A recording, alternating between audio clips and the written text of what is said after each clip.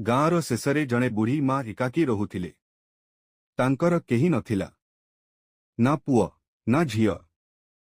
ପ୍ରତିଦିନ ସେ ଭଗବାନ ଜଗନ୍ନାଥଙ୍କ ଛୋଟ ଫଟୋ ଆଗରେ ଦୀପ ଜଳାଇ କହୁଥିଲେ, ହେ କାଳିଆ, ମୋତେ ଭୁଲି ଯିବନି। ଏକ ଦିନ ବୁଢ଼ୀ ମା ବହୁତ ଅସୁସ୍ଥ ହେଲେ। ଘରେ ଖାଇବାକୁ କିଛି ନଥିଲା। ସେ ଆଖିରେ ଲୁହ ନେଇ କହିଲେ, ପ୍ରଭୁ, ଆଜି ତୁମ ପ୍ରସାଦ ମଧ୍ୟ ମିଳିଲା ନାହିଁ। ରାତିରେ ହଠାତ୍ ଦ୍ର ଖଟଖଟିଲା। ବୁଢ଼ୀ ମା ଦ୍ର ଖୋଲି ଦେଖିଲେ।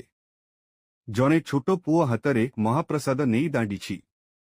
ପୁଅଟି ହସି କହିଲା, ମା, ଜଗନ୍ନାଥ ମୋତେ ପଠାଇଛନ୍ତି। ବୁଢ଼ୀ ମାଙ୍କ ଆଖିରୁ ଲୁହ ଝରି ପଡ଼ିଲା। ସେ ପ୍ରସାଦକୁ ମୁଣ୍ଡରେ ଲଗାଇ କହିଲେ, ହେ ଜଗନ୍ନାଥ, ସବୁଠି ଛାଡ଼ିଦେଲେ, କିନ୍ତୁ ତୁମେ ସଦା ମୋ ସହିତ ଅଛ। ଜୟ ଜଗନ୍ନାଥ।